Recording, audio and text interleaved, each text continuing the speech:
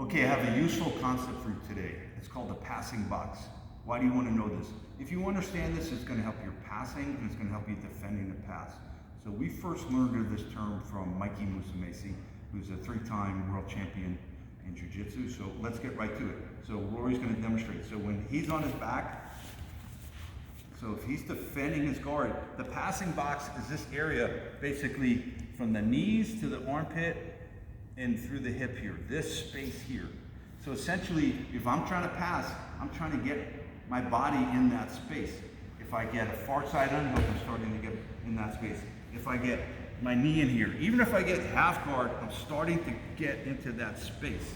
And just by definition, I don't have a pass unless I get in that space. This isn't a pass according to the rules. I still haven't passed the guard. So this informs me about what I need to do to pass the guard, and it's going to inform, in this case, Rory, how he can defend his guard. Just keep his passing box open. So terms can be very useful to help you remember techniques and help you innovate and find new solutions. So think about this passing box, try to use it in your jiu-jitsu.